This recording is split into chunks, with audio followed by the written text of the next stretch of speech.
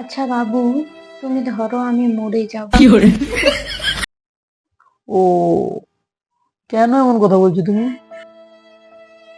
আর আমাকে বাঁচানোর একটা উপায় আছে। ও, বলো বলো, সেটা কি? তোমাকে তোমার এক্স গার্লফ্রেন্ডকে কিস করতে হবে। এটা কেমন বাজে কথা? আমি খেলবো না। শালা আমাকে আসলে মারবে, মারার প্ল্যানে এসছে। বললেও মার খাবো, না বললেও মার খাবো। আইডিয়া। ও, আমি তোমাকে ডিভোর্স দিয়ে দিব, তারপর তুমি আমার এক্স হয়ে যাবে, তারপর তোমাকে আমি কিস করে নেবো।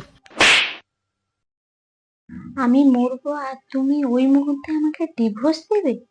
না না না, আমি আমার গার্লফ্রেন্ডকে কিস করে নেবো, তারপর তোমাকে বাঁচিয়ে নেবো। আমি জানতাম তোমার এক্স কে কিস করার ইচ্ছে এখনো আছে। মারার ইচ্ছা ছিল আগে থেকে, বললেই তো হতো, এত অভিনয় করার কি দরকার ছিল?